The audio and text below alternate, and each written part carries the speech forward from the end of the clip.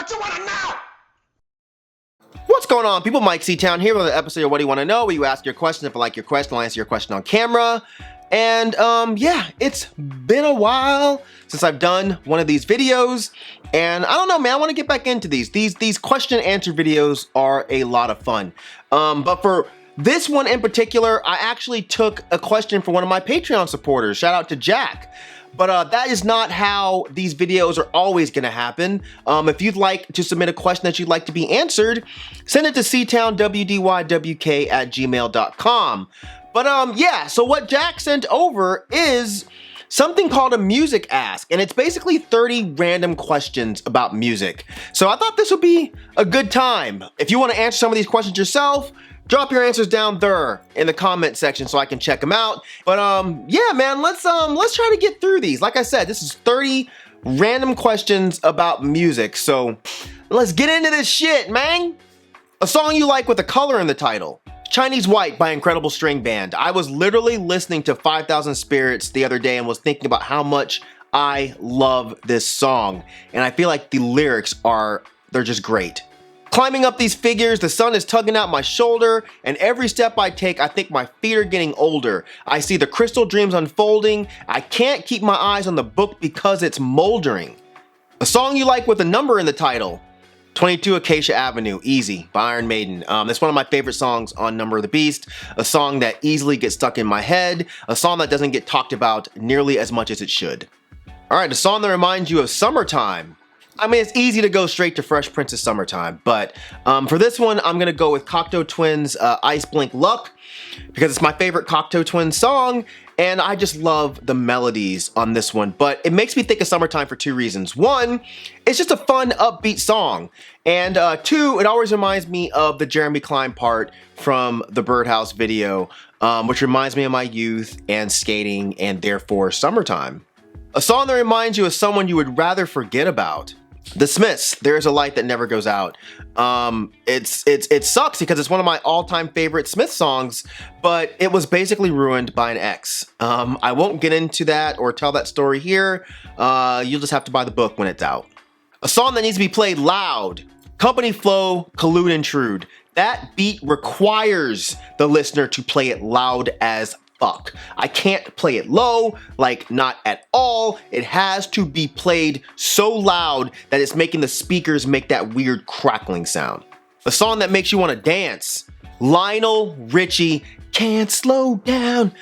Man, that song gets me acting like I have any rhythm whatsoever in my body, which is absolutely not the case. But that funky ass bass, man, that shit has me feeling like I'm Leroy from Fame. A song to drive to. This is super easy. Shooter Jennings, 4th of July. This is the perfect road trip song.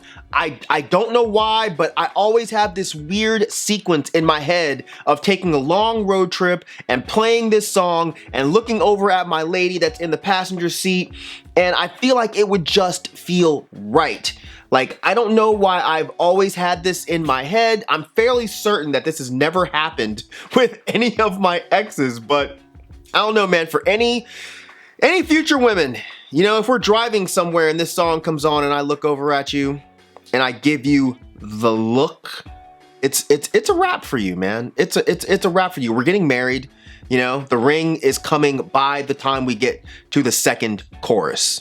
'Cause you were pretty as can be, sitting in the front seat looking at me and telling me you love me and you're happy to be with me on the 4th of July. A song about drugs or alcohol. Well, we're already on the country tip, so I'm gonna go with Why Am I Drinking by Merle Haggard from my favorite album, Going Where the Lonely Go. Why am I drinking? Why am I hurting this way? A song that makes you happy.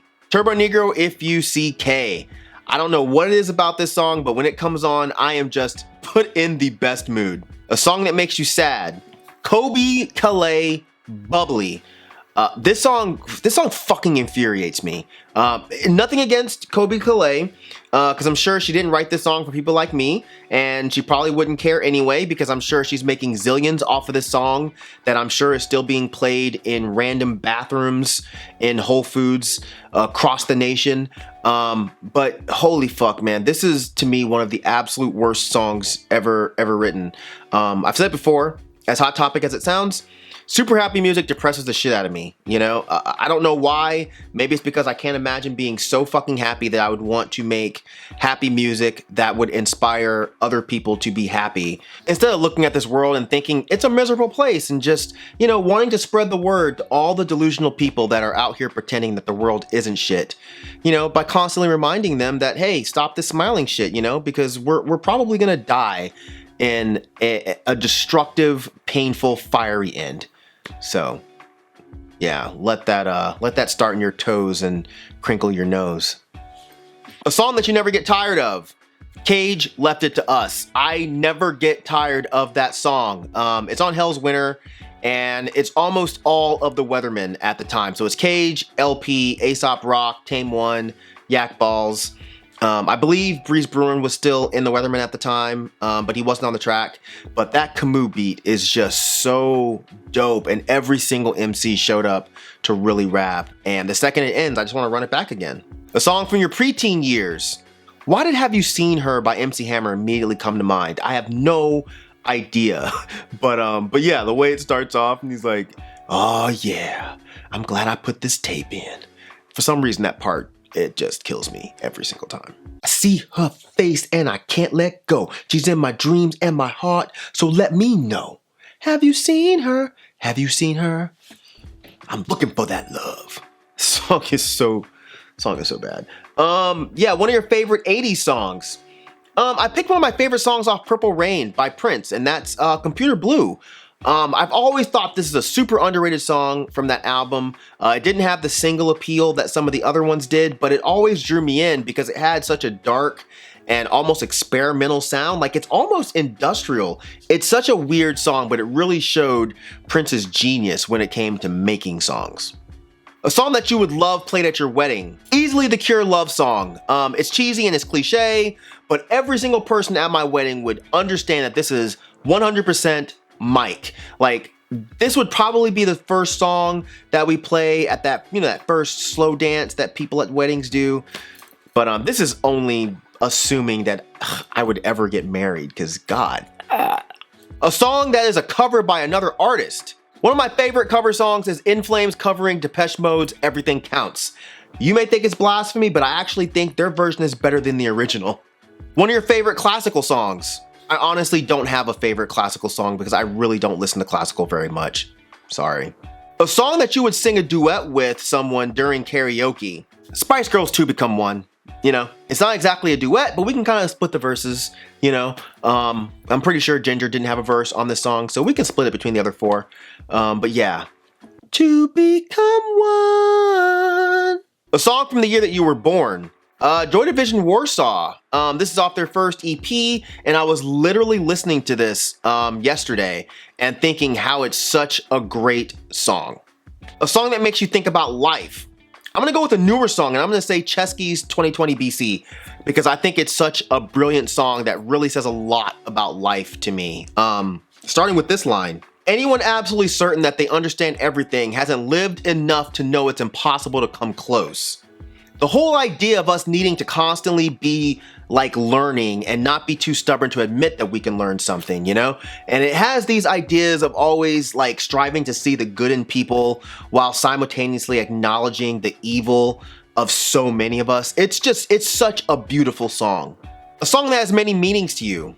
Whitesnake, Here I Go Again. So Whitesnake's Slip of the Tongue was the first tape I ever got from my father. Granted, this song isn't on that album, but this song still makes me immediately think of that time in my life when I was kind of discovering what music was. And this was my sort of introduction to rock music, you know? It's also such a good song about leaving shitty things behind, you know, trusting in yourself and moving on.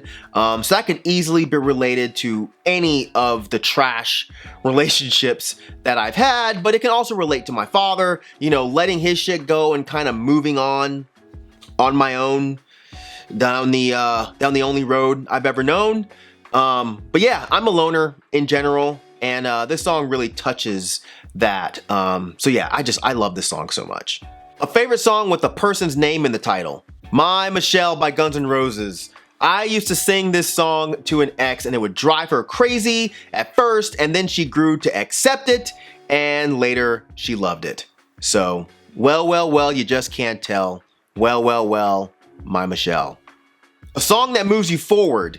I guess they mean something that kind of gets you motivated or gets you going or something. I don't know, but the first song that came to mind is Catharsis, In the Belly of the Demon.